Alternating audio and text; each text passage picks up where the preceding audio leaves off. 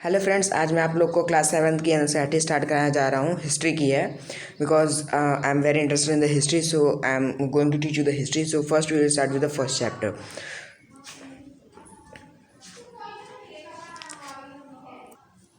तो ये हमारा फर्स्ट चैप्टर है।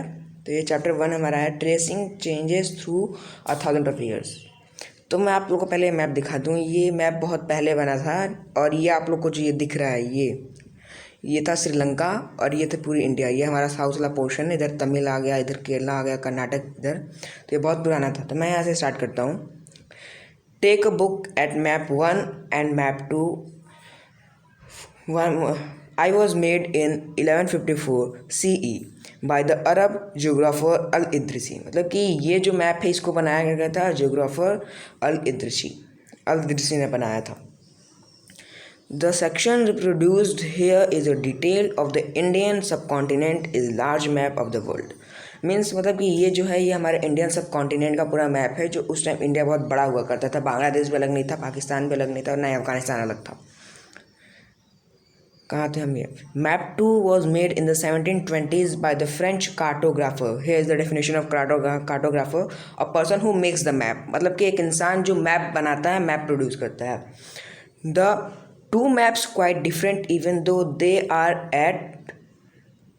of the same area. In Al-Idrisi map, South India is where we would accept. To find North India and Sri Lanka is the island the top. Means मतलब कि ये जो दोनों map हैं ये दोनों एक ही एरिया के हैं। और इसमें देखिए बोला है the island at the top, Sri Lanka island at the top. मतलब कि मैंने बताया ये श्रीलंका ही है और ये पूरा हमारी वाटर बॉडीज़ हैं।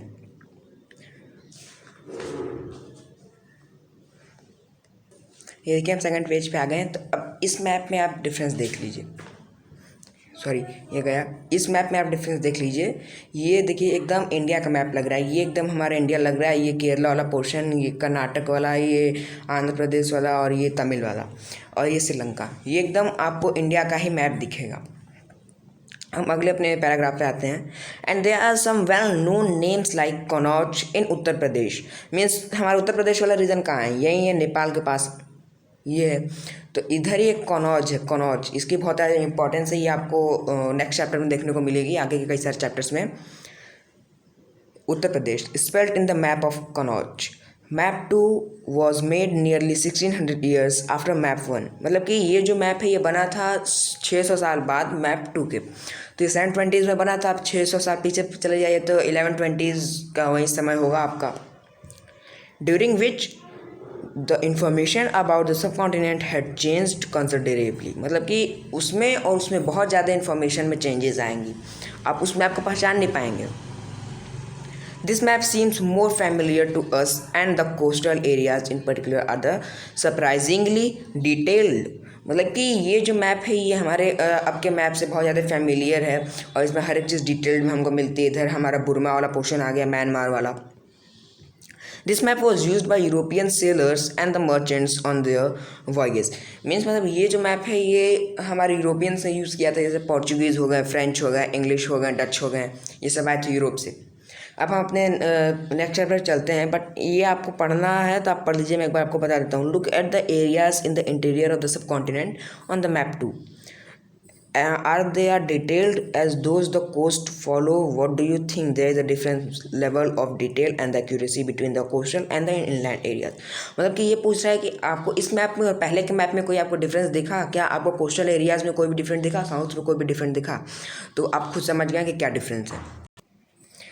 Equally important is the fact that the science of the cartography different in the 2 periods. मतलब ये बोल रहा है कि उस टाइम के जो कार्टोग्राफर थे, इस टाइम के जो कार्टोग्राफर थे, बहुत ज़्यादा डिफरेंस होगा, आपको मैप में दिखेगा। When historians read the documents, maps and the text from the past, they have to be sensitive to the different historical backgrounds। मतलब जब हिस्टोरियंस ने इसे पढ़ा, उस मैप को पढ़ा, इस मैप को पढ़ा, तो उन लोगों ने बहुत ज़्यादा सेंसिटिव हो गया कि हाँ ये हमारे यूज़ में आ सकता है। The context in which information about the past was produce. मतलब कि पास्ट में ये सारे इंफॉर्मेशन प्रोड्यूस हुए थे। अब हम आते हैं new and old terminologies. In the context in which information is produced changes with the what about language and meanings. Historical records exist in a variety of languages which have changed considerably over the years. Means मतलब कि हमारे कई सारे information है जो कई सारे language में लिखे गए हैं, जैसे पर्शियन हो गया, हिंदी हो गया, इंग्लिश हो गया, एक्सेट्रा. द डिफरेंस कहाँ थे हम. The medieval Persian for example is different from modern Persian. मतलब पर्शियंस कौन थे जो आए थे हमारे यूरोप से आ गए, और जैसे अफगान्स हो गए, अरब्स हो गए, तो ये सब आए थे टूरानीज एंड ईरानीज, टर्की से जो आए थे. The difference is not just with a regard to grammar and the vocabulary. The meanings of words also change over time. मतलब कि कई सारे मीनिंग्स जो होते हैं कई सारे ओवर टाइम में चेंज हो गए. जैसे कि मैं आपको एग्जांपल देता हूँ, हत्ता, जिसको हत्ता मतलब कि एक पूरा वो होता है, पूरा एक मंडी जिसको बोलते हैं, पूरा स्ट्रीट होता है. हट मतलब कि किसी भी रो में, जैसे कि मान लीजिए ये आपका पूरा एक लैंड है और ये पूरा आपका हत्ता हो गया, ये यहाँ पे पूरा मार्केट लग रहा है तो ये आपका हत्ता हो गया. और यहाँ पे मान लीजिए आपकी नॉनवेज की दुकान है, यहाँ पे आपकी वेज की दुकान है, यहाँ पे आपके स्पाइसेस के हैं, यहाँ पे आपके कॉटन कोट्स के मतलब दुकान है, तो ये सारे हत्त हो जाएंगे. और फिर कई जगह पे आपको मंड पीका जिसको बोलते हैं, अब वो बन गया mandi, later on became its mandi. So यही बताया गया है. अब ये देखिए, take the term Hindustan for example. Today we understand it as a India. मतलब इंडिया कहाँ से आया है, इंडिया कहाँ से आया? Indus valley civilization. आपको मालूम होगा EIVC, जो आपको क्लासिक्स के आपके बुक में मिल जाएगा, इंडस वैली सिविलाइजेशन. तो उसी से जो टर्कीज आए थे, ईरानियंस आए थे, वो सब इंडस को इंडोज बोलते बोलते उस सब ने हमारे कंट्री को इंडिया नाम दे दिया. फिर कुछ आए तो इंडोज को वो सब हिंदोज बोलने लगे, फिर हिंदोज से उन सब ने हिंदूज में बोला, हिंदूज में सब हिंदुस्तान बोल दिया. Today we understand it as India. The modern nation state when the term was used in the 13th century by Minaji Siraj, a chronicler who wrote in Persian. मतलब कि ये जो हिंदुस्तान वाला जो टर्म है, इसको एक क्रॉनिकलर ने यूज़ किया था जो पर्शियन था, उसका नाम था Minhaj Siraj. He meant the areas of Punjab, Haryana and the lands between the Ganga and the Yamuna. मतलब कि हिंदुस्तान इसने इसलिए बोला क्योंकि उसको वो जगह को वहाँ पर रहा करता था, जैसे पंजाब हरियाणा हो गया, गंगा और यमुना वाले बेसिंग्स में वहाँ पर रहा करता था, इसलिए उसने हिंदुस्तान बोल दिया. He used the term in a political sense of lands that were a part of the dominions of the Delhi Sultan. मतलब कि उसके पास मालूम था कि ये लैंड्स जो हैं तो वो दिल्ली सुल्तान्स के हैं. The areas included in the term shifted with the extent of सल्तनत. मतलब कि जो दिल्ली सल्तनत थी उसने बहुत ज़्यादा एक्सपांशन किया था पूरे इंडिया में. But the term never included South India. मतलब कि वो इतना एक्सपांशन तो किया दिल्ली सल्तनत ने, लेकिन वो कभी भी साउथ में अपना साम्राज्य नहीं बना पाई, साउथ में नहीं पहुंच पाई वो. But by contrast in the early but the early 16th century Babur used Hindustan to the early 16 to describe the geography. मतलब कि जो बाबर आया था हमारा 1526 में, इब्राहिम लोधी से उसने फाइट की थी पानीपत में पहली बार, और वो मुगल एम्पायर वहाँ पे स्टैब्लिश कर देता है. तो वहीं बोलता है पूरे इंडिया को, ज्योग्राफी को डिस्क्राइब करता है, जिसकी एक उसकी खुद की एक लिखी गई है ऑटोबायोग्राफी, जिसको बोलता है Baburnama. The fauna and the culture, the inhabitants of the subcontinent, as we will see later in the chapter, this was somewhat similar to the way in the 14th century poet Amir Khusrau use the word Hind. उसने Hind word use किया था अमीर खुशारू ने. While the idea of geographical and the cultural entity like the India did exist. मतलब कि उस time India तो exist करता था लेकिन हिंदुस्तान वहाँ पे उस टाइम नहीं था. The term Hindustan did not carry the political and the national meanings which we associate with today. मतलब कि जो हिंदुस्तान वर्ड है वो उस टाइम पॉलिटिकल पावर नहीं गेन किया करता था, लेकिन हिंदुस्तान से रिकॉग्नाइज करते हैं. जस्ट हैव अ मिनट, हम अपने नेक्स्ट पैराग्राफ पे आते हैं. Historians today have to be careful about the terms they use because they mean different things in the past. मतलब कि हिस्टोरियंस जो टर्म यूज़ कर रहे हैं उनको उसके बारे में मालूम होना चाहिए, क्योंकि अभी भी वो कई सारे टर्म्स यूज़ किए जाते हैं और पास्ट में भी यूज़ किया जाता था. They use because they mean different things in the past. Take for example a simple term like foreigner. It is used today to mean someone who is not an Indian. मतलब कि foreigner क्या था? पहले foreigner ऐसा कुछ नहीं था. जैसे मान लीजिए कोई पर्सन है वो सेम विलेज से बिलोंग करता है, अगर वो एक दूसरे को नहीं जानता तो फॉरेनर नहीं कहलाएगा. लेकिन अगर मान लीजिए मैं बनारस में रहता हूँ और कोई दिल्ली से आया तो वो मेरे लिए फॉरेनर हो जाएगा. लेकिन अब ऐसा नहीं है. फॉरेनर अगर मान लीजिए कोई यूएस से आ गया, यूके से आ गया, यूरोप से आ गया, तो वो सारे हमारे लिए फॉरेनर हैं. चलिए हम अपना नेक्स्ट पढ़ते हैं. The medieval period, a foreigner was an stranger who appeared say in a given village. मतलब कि फॉरेनर उस टाइम पे एक हुआ करता था जो हमारे लिए स्ट्रेंजर था, जो हमारे स्ट्रेंज था, जिससे हम अनोन थे. Someone who was not a part of that society और अ कल्चर. मतलब कि फॉरेनर वो उस टाइम हुआ करता था, मतलब उस सोसाइटी का कोई पार्ट नहीं था, उस कल्चर का कोई एक पार्ट नहीं था वो. In Hindi, the term Pardesi might be used to describe such a person, and in Persian, Ajnabi. मतलब कि परदेसी हम लोग हिंदी में यूज़ करते हैं कि ये हमारा परदेश से आया था, ये हमारे लिए परदेसी हुआ. और फिर पर्शियन में हम इसे अजनबी बोलते हैं. A city dweller therefore might have regarded a forest dweller as a foreigner. मतलब कि अगर मान लीजिए कोई सिटी से कोई ड्वेलर आया, कोई व्यापारी आया और वो अगर फॉरेस्ट में चला गया तो वो भी उसके लिए फॉरेनर ही हुआ. But two peasants living in the same village were not foreigners to each other. As I told you before some minutes, मतलब कि कोई भी peasant, दो किसान या दो व्यक्ति अगर एक ही विलेज में रहते हैं तो वो एक दूसरे के लिए फॉरेनर नहीं कहलाएंगे, भले वो एक दूसरे को जानते हों या ना जानते हों. Even though they may have had different religious और कास्ट बैकग्राउंड. मतलब कि उनका कोई रिलीजियस भी डिफरेंट हो, फिर भी एक दूसरे को फॉरेनर नहीं होंगे. जैसे कि मान लीजिए दो लोग हैं तो उसमें एक तो आपका हिंदू निकला, दूसरा आपका क्रिश्चियन निकला, तीसरा आपका मुस्लिम निकला, तो ये नहीं है कि वो तीनों आपस में फॉरेनर हैं. नहीं, वो दोनों एक ही विलेज के हैं तो एक दूसरे के लिए फॉरेनर नहीं है. अब हमारा नेक्स्ट टॉपिक आता है historians and their sources. Historians use different types of sources to learn about the past depending upon the period of the study and the nature of the investigation. मतलब कि जो historians होते हैं वो कई सारी चीज़ों को लेकर पढ़ते हैं, सोर्स उनको मिलते हैं पढ़ने के लिए, पास्ट को पढ़ने के लिए कई सारी हमको चीज़ें मिलती हैं. जैसे कि एक क्या नाम था, हाँ, V.S. वाकेनकर, मतलब कि विष्णु वाकेनकर, जिन्होंने भीम केव ऑफ भीम मेटका खोजा था. वहीं उस टाइम था 1958 1957 का उस टाइम था. तो किसी को नहीं मालूम था कि उस जंगल में केव भी है. लेकिन मध्य प्रदेश में जब वो गए आर्कियोलॉजिस्ट जंगल में तो उन्होंने केव ऑफ भीम मेटका खोज डाला. चलिए वो हमारे टॉपिक से अलग है, it is not in our topic. हम अपने टॉपिक पे आते हैं. Last year for example you read about the rulers of the Gupta dynasty and the Harshvardhan. जैसे आपने क्लास 6 के बुक में पढ़ा होगा गुप्ता डायनेस्टी के बारे में, जो एंशिएंट इंडिया में आता है. हर्षवर्धन आते हैं, हर्षवर्धन जो आते हैं हमारे एंशिएंट इंडिया में, वो सब. In this book we will read about the following 1000 years from roughly 700 to 750. मतलब कि इस बुक में हम पढ़ेंगे 700 to 750 की जो टाइमिंग है. मतलब कि 750 के बाद तो वहीं आप समझ लीजिए 757 के बाद मॉडर्न इंडिया शुरू हो जाता है. जब 757 में प्लासी हुई थी वो बंगाल में. You will notice some continuity in the sources used by historians for the study of period. मतलब कि आप लोग नोटिस करेंगे कई सारी कंटिन्यूटी जो हिस्टोरियंस ने यूज़ की थी हमारे पास्ट को पढ़ने के लिए, हमारे भूत को पढ़ने के लिए, हमारे भूतकाल को पढ़ने के लिए. They still really on coins, inscriptions, architecture and textual records for information. मतलब हम कैसे हिस्ट्री को पढ़ते हैं, हिस्ट्री को कैसे रिकग्नाइज करते हैं पढ़ने के लिए. कॉइन्स के ऊपर, इंस्क्रिप्शंस के ऊपर, मैन्युस्क्रिप्ट के ऊपर, आर्किटेक्चर के ऊपर, इन सब के बेसिक्स पे हम हिस्ट्री को रिकग्नाइज करते हैं. But there is also considerable discontinuity. The number and the variety of textual records increased dramatically during this period.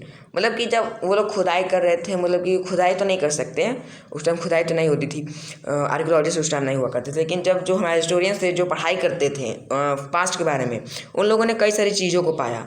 Types of available information, मतलब कि उन सबको ऐसी चीज़ें मिली जिससे वो इन्फॉर्मेशन कलेक्ट कर पाते. Through this period they gradually became cheaper and more. आज हम अपने एक ये है, आपको मैं पढ़ा दूँ the value of paper. Paper की क्या वैल्यू, आप हम जानते हैं कि आज हज़ारों पेड़ काटे जाते हैं पेपर के लिए, बट पेपर की तो कोई वैल्यू होती होगी. इसीलिए in the middle of the 13th century a scholar wanted to copy a book. मतलब कि middle of the 13th century, मतलब कि आप समझ लीजिए वहीं 1250 का टाइम था. तो एक स्कॉलर था जो कॉपी करना चाहता था एक बुक को, but he did not have enough paper. मतलब कि इसके पास उतने पेपर नहीं थे कॉपी करने के लिए. So he watched the writing of a manuscript he did not one dried the paper and use it, मतलब कि उसने मैन्यूस्क्रिप्ट को साफ किया, उसको हटा के उसको वॉश्ड कर दिया, फिर उसके ऊपर लिखा। A century later, if you bought some food in the market, you could be lucky and have the shopkeeper wrap it for you in some paper. मतलब कि मान लीजिए बर्गर लेके आते हैं, फिर हम बिस्किट लेके आते हैं मार्केट से, तो वो हमको किस में देता है?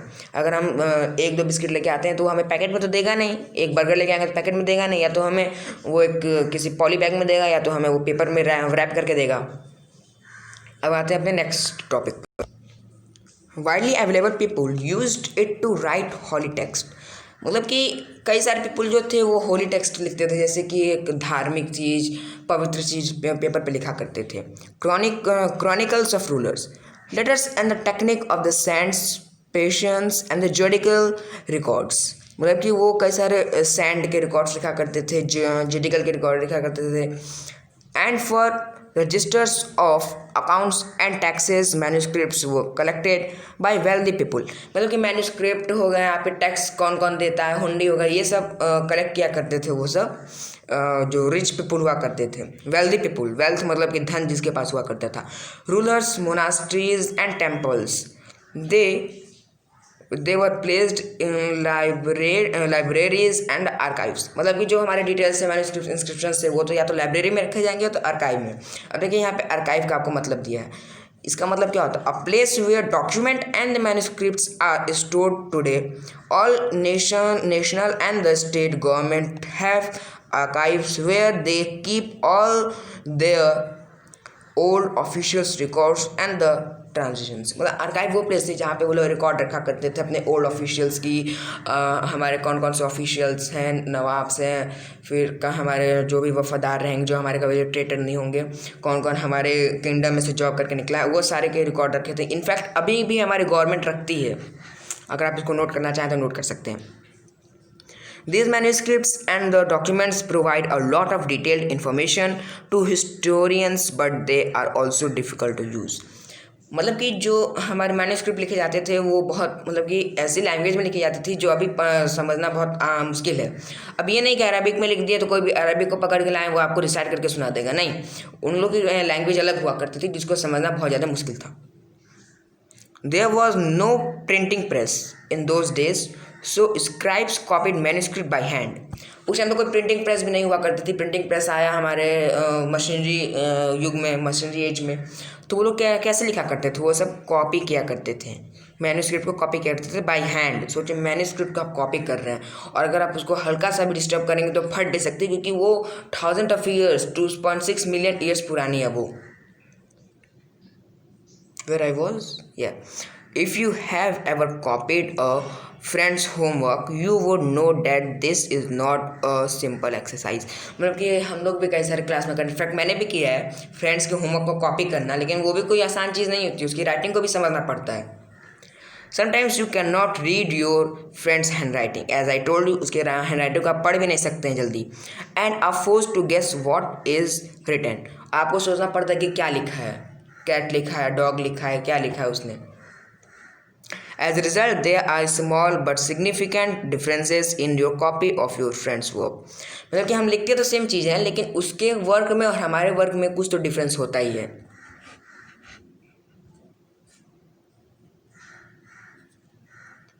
मैन्यूस्क्रिप्ट्स कॉपिंग इज समवॉट सिमिलर, मतलब कि मैन्यूस्क्रिप्ट को कॉपी करना ही सिमिलर है हमारे फ्रेंड्स को होमवर्क को कॉपी करना।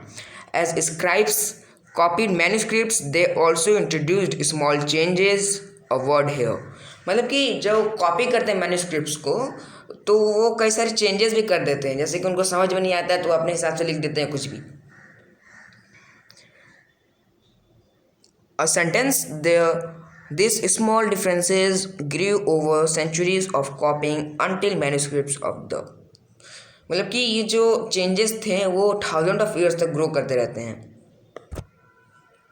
of the same text became subsequently different from one another, मतलब कि जो कॉपी करते हैं तो 1000 of years बाद एक दूसरे से अलग बन जाता है। और मैं आपको बता दूं कि ये चैप्टर काफ़ी ज़्यादा लेंदी है, जैसे कि आप देख सकते हैं यहाँ पे ये पूरा ख़त्म हो रहा है चैप्टर, तो मैं आपको 2-3 सेशंस में करके दिखाऊंगा। This is a serious problem because we rarely find the original manuscript of the author today. We are totally dependent upon the copies made by later scribes, मतलब कि हम टोटली डिपेंडेंट है वो जो लेटर स्क्राइब्स हैं जो copies बनाई थी। अब देखिए एक मान लीजिए मैं आपको एग्जांपल के तौर पे बता दूं, ये एक थी आपकी 1110 सीरीज है, तो ये 1000 ऑफ ईयर्स पुरानी, यानी कि ये आपकी हो सकती है जब पोस्ट मॉडर्न एज की। और ये है आपकी जब दिल्ली सल्तनत आई, तो उतना पुराना है। तो ये तो 2000 में आते आते अभी के जो कलयुग जिसको हम लोग बोलते हैं 21st सेंचुरी, यहाँ पे आते आते तो ये तो सड़ के पूरा ख़त्म हो जाएगा। तो ये जो यहाँ पे जो बनाया है हमने ये काम आएगा, लेकिन यही बचा है तो आपको कैसे ना कैसे करके उसको समझना पड़ेगा अगर आपको हिस्ट्री लिखना है तो। As a result, historians have to read different manuscript versions of the same text to guess what author had originally written। मतलब कि जो हिस्टोरियंस हैं उनको बहुत ज़्यादा मेहनत मशक्क़त करनी पड़ती है कि समझना पड़ता है कि क्या लिखा है originally, what is written on that manuscript और inscription. On occasion, authors revised their chronicles at different times. The 14th century chronicler जियादुद्दीन बरानी, जो 14th सेंचुरी का जो क्रॉनिकुलर था, मतलब जो 1300 चल रहा था उस टाइम, उसका नाम था Ziauddin Barani, wrote his chronicle first in 1356 and another version 2 years later. मतलब कि ये जो था इसने अपनी लिखी थी स्क्राइब, वो 1356 में लिखी थी, और उसके 2 साल बाद यानी 1358 में उसने अपनी दूसरी वर्जन लिखी थी। 2 years लेटर यहाँ पे लिखा है। The two differ from each other, but historians did not know about the existence of the first version until the 1960। मतलब कि दोनों आपस में अलग अलग थी, दोनों स्क्राइब्स आपस में अलग अलग थी, लेकिन हिस्टोरियंस को उसकी एग्जिस्टेंस नहीं मालूम थी कि उसका फर्स्ट वर्जन का है जब तक 1960s तक। It remained lost in large library collection, मतलब कि वो लार्ज लाइब्रेरी कलेक्शन में वो इतना, मतलब कि वो आप कह सकते हैं कि लॉस्ट हो गया था उतनी बड़ी लाइब्रेरी में, जिसको ढूंढ पाना काफ़ी ज़्यादा मुश्किल था। तो आज हम अपना सेशन यहीं पे कंक्लूड करते हैं। देखिए मैंने आपको इतना पढ़ा दिया है, हमने 1 2 3 4 5 6 मैंने आपको लगभग 5.5 पेज पढ़ा दिया है। तो मैं आपको चाहूँगा कि मैं अगले सेशन में पूरा कंक्लूड कर दूँगा ताकि आपको ये चैप्टर लेंदी ना लगे। जैसे कि देख सकते हैं इधर भी एक पेज है, 1 2 3 4 5 6 7, मतलब कि मुझे लगता है 1-2 सेशंस और लेने पड़ेंगे। तो thank you, please like and subscribe to this platform, please like and subscribe to this channel. Thank you and have a nice day.